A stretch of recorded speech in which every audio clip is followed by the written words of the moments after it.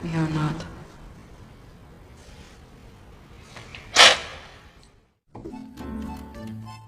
Pada awal film kita akan berkenalan dengan Mbak Jennifer Lawrence alias Dominika. Dominika.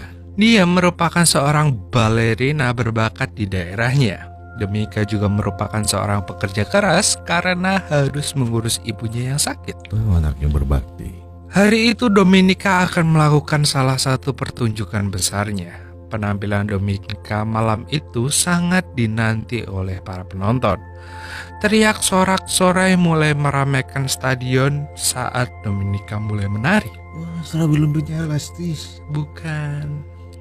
Sayangnya pertunjukan itu harus terhenti saat Dominika terdorong oleh temannya sampai mengakibatkannya harus dilarikan ke rumah sakit.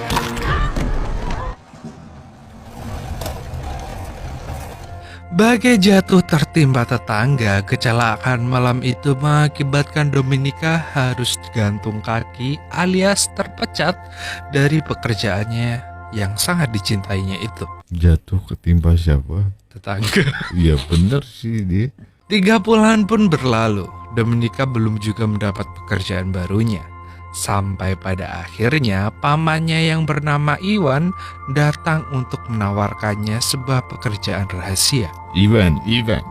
Awalnya Dominika menolaknya, tapi karena himpitan ekonomi dan ibunya yang membutuhkan pengobatan, Dominika pun akhirnya menyetujuinya. I'm going to take care of us. Could have come to my office. It's cold outside. Rupanya pekerjaan ini mengharuskan Dominika untuk mendekati sekaligus mengorek informasi dari seorang pria bernama Nathaniel Knowles. Selidik punya selidik, ternyata Nathaniel pernah menggoda Dominika di pertunjukannya beberapa waktu lalu. Misi pertama pun tiba. Dominika mendatangi sebuah resto mewah dengan penampilannya yang sangat Pengen demek. Semua mata tertuju padanya, tak terkecuali Nathaniel yang langsung mendekati Dominika. Keduanya pun langsung bercocok tangan. Bercakap pelan-pelan. Bercakap dulu baru bercocok tangan. Keduanya pun saling bercakap untuk mengenal lebih dekat. Nah, Berkat kecantikan dan tubuh rupawannya, Nathaniel berhasil ditaklukkannya. Saat dibawa ke kamar, sebenarnya Dominika ketakutan dengan tampang mupeng si Nathaniel. Dan benar saja, beberapa saat kemudian Nathaniel langsung memasang kuda-kuda dan memaksanya untuk mencangkul.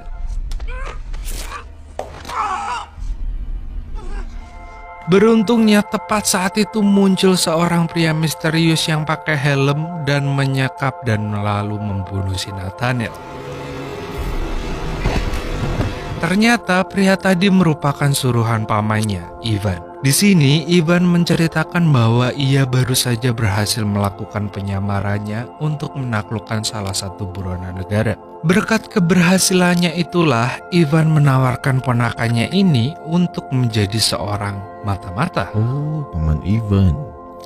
Sebenarnya Dominika tidak ingin menerima tawaran itu, apalagi pamannya juga tidak memberikan jaminan keselamatan dan ia harus merelakan keperawanannya sewaktu-waktu. Oh, iya, senjata terakhir.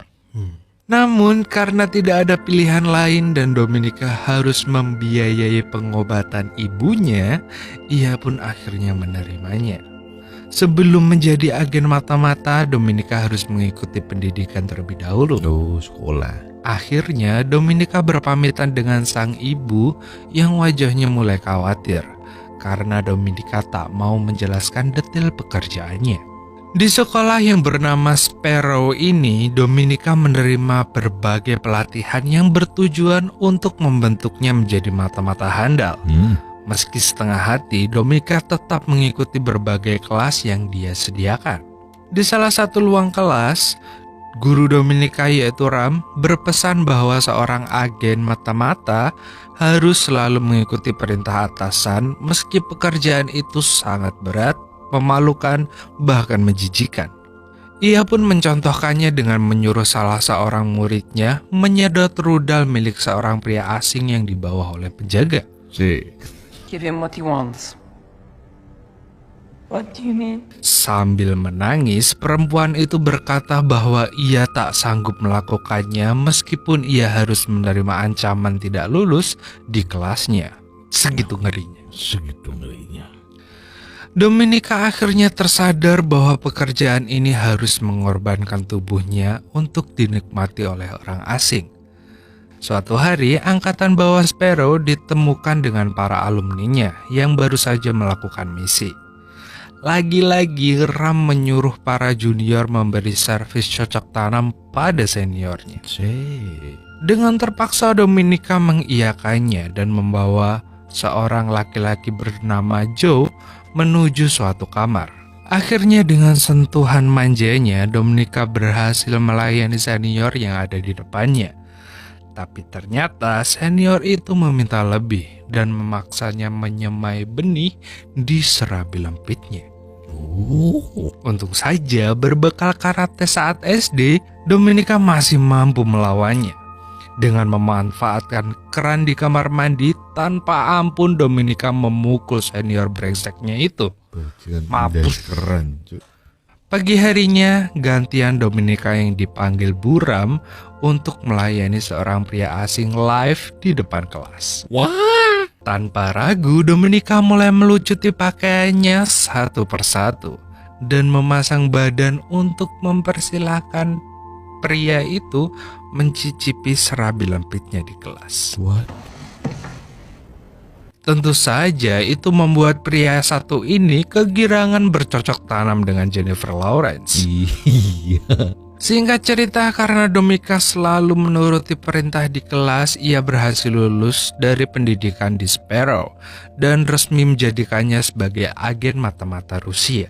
Kali ini, misi yang harus dilakukan Dominika adalah mendekati seorang agen Amerika bernama Nash, supaya ia mampu mengungkapkan identitas Molt. Molt sendiri merupakan sebutan untuk anggota agen Amerika yang menyamar menjadi agen mata-mata di Rusia. Atau gampangnya sih, mata-mata penyusup di agen Rusia. Usai mencari informasi ke sana kemari, Dominika mengetahui bahwa Nash sedang berada di Budapest dan salah satu kegemarannya adalah berenang di sore hari. Iya. Tanpa menunggu lama, Dominika langsung meluncur ke Budapest dan mengunjungi kolam renang yang digunakan oleh Nash. Dengan bikini seksi yang dipakainya, lekuk tubuh Dominika mampu membius semua pria di sekitarnya, tak terkecuali Nash dan saya. Pengen. Nash bahkan langsung mengajak Dominika berkenalan. Halo Mbak Dominika. Halo. Kenapa Anda anjing? Karena tahu salah satu ketertarikan Nash adalah bermain dengan wanita, Dominika pun mendekatinya dengan modal serabi lembit khas Rusia miliknya. Jadi dengan mudah Dominika dapat mengajak Nash bercocok tanam dan mengenalnya lebih dalam. Berarti serabi lembitnya rasanya kayak AK-47 ya Pak? Yakin. Kedekatan ini rupanya membuat Dominika merasa tak enak hati pada Nash. Tapi ternyata di sisi lain, Nash juga telah mengetahui identitas Dominika sebagai agen Rusia. Gorova. No record of her being SVR, but that's bullshit. Pada suatu hari, Nash akhirnya jujur pada Dominika bahwa ia telah mengetahui identitasnya yang sebenarnya. Tentu saja Dominika shock karena penyamarannya ketahuan. Namun alih-alih melaporkan Dominika, Nash justru menawarinya pekerjaan untuk mengkhianati negaranya dan menjadi agen mata-mata Amerika saja. Nash juga berjanji akan memberikannya fasilitas istimewa untuknya dan membiayai pengobatan ibunya asal ia mau membeberkan rahasia agen Rusia. Setelah mempertimbangkan beberapa hal, Dominika pun menyetujuinya. Ia kembali ke Rusia untuk mengerjakan pekerjaan barunya. Tapi ternyata penyamaran itu sudah diketahui oleh pihak Rusia yang langsung menangkapnya dan memberinya hukuman berupa siksaan bertubi-tubi. Siksaan itu semakin diperparah saat Dominika masih tidak mengakui bahwa dia kini telah menjadi mata-mata pihak Amerika. Pada akhirnya Dominika kembali meminta bantuan pamannya untuk membebaskannya dengan dalih tujuannya menyamar adalah untuk mengetahui identitas Mold yang asli. Berkat permintaan memelas itu, Ivan akhirnya berusaha meyakinkan atasannya untuk melepaskan Dominika dan meminta mengirimkannya kembali ke Budapest. Awalnya atasannya ragu, namun karena Jenderal Korchi, asisten pribadinya, ikut meyakinkan, ia pun memenuhi permintaan Ivan. Enjoy your night. Akhirnya Dominika kembali ke Budapest dan langsung mengunjungi Nes yang terlihat merindukannya. Ia pun curhat pada Nes bahwa ia ingin pindah dari Rusia dan tinggal di Amerika bersama Nes dan ibunya. Nes yang sudah terbius dengan kecantikan Dominika pun menyetujuinya. Mereka pun menutup hari itu dengan bercocok tanam. Iya, enak sekali bangsat. Saat terbangun di tengah malam, Dominika mendapati Nes tidak ada di sampingnya, melainkan sudah menjadi sandera pria misterius yang dulu membunuh Ostinov.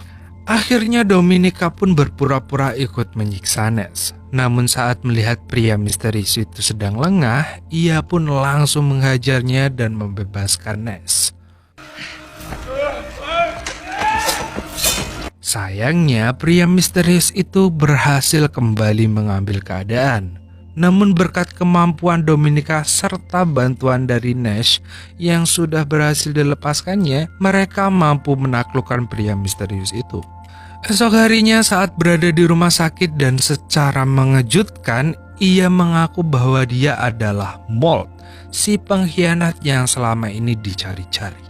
Dominika pun langsung terkejut karena Mold yang selama ini ia cari adalah tangan kanan pimpinan mata-mata Rusia. Lalu karena mengetahui aksi pembelaan Dominika semalam, Jenderal Korchi memintanya menjadi penggantinya sebagai agen Mold. Namun Dominika menolak tawaran itu karena jika ia menggantikan Jenderal Korchi, ia bisa dibunuh pihak Rusia. Lagi pula, ia sudah tidak mau menjadi mata-mata dan ingin kembali hidup normal.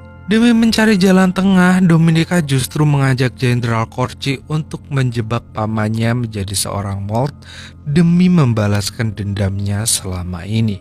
Dominika pun menjelaskan kejahatan pamannya yang telah menghancurkan hidupnya dan ibunya, dengan menyuruhnya bekerja sebagai mata-mata yang bahkan menggunakan tubuhnya untuk melakukan pekerjaan ini. Tentu saja tawaran ini sangat menggiurkan bagi Jenderal Korchi karena bisa menyelamatkan nyawanya. Akhirnya ia pun menyetujui kerjasamanya dengan Dominika dan mulai menyusun strategi balas dendam. Esok harinya, Dominika memilih untuk menyerahkan diri ke agen CIA di Hungaria dan mengaku sebagai mata-mata dari Rusia. Ia pun langsung ditangkap karena kasus spionasenya. Setelah itu, Dominika menghubungi pihak Rusia untuk menyelamatkannya sambil berkata bahwa ia sudah berhasil menemukan identitas asli Mold. Akhirnya, atasannya pun menyanggupinya. Ia akan melepaskan Dominika dengan cara menukarnya dengan Mold. Jadi di sini mata-mata dari masing-masing negara akan dikembalikan ke negara asal biar impas. Di sini terlihat Mold dari CIA Amerika yang di Rusia ditutupi oleh kain hitam dengan pengawalan ketat. Begitu juga dengan Dominika. Namun Dominika tidak ditutupi sama sekali. Mungkin karena terlalu cantik. Cantik banget. Cantik banget. Sebelum menyerahkan kekasihnya, Nash mengungkapkan kekecewaannya pada Dominika yang memilih tinggal di Rusia. Padahal dia bisa dengan mudah memindahkannya ke Amerika. Namun Dominika hanya tersenyum sambil berkata, "Nanti juga lu ngerti, Nes." Dan saat penutup itu dibuka, ternyata Ivan lah yang berada di sana. Dan yap, Berkat kerjasamanya dengan Jenderal Corci, ia berhasil menjebak pamannya sendiri. Setelah kesepakatan kerjasama itu, Jenderal Corci membuat dokumen palsu berisi pengiriman uang dalam jumlah yang fantastis dari Amerika ke rekening paman Dominika. Alhasil Ivan pun langsung ditangkap. Dominika juga mengkonfirmasi bahwa pamannya adalah Mort yang selama ini dia cari. Melalui kode-kodean dari Dominika, pihak CIA Amerika juga mengetahui bahwa Ivan adalah Mort yang selama ini mereka kirim. Akhirnya pertukaran pun terjadi. Dominika diserahkan kembali ke Rusia dan pamannya harus terpaksa kembali ke Amerika. Tapi tiba-tiba di tengah pertukaran itu, atas suruhan Jenderal Corci, seseorang menembak mati paman Dominika. Dan pada akhirnya, usai menerima penghargaan, Dominika justru memilih mundur dari pekerjaannya dan kembali menjadi warga biasa supaya bisa merawat ibunya. Dan film pun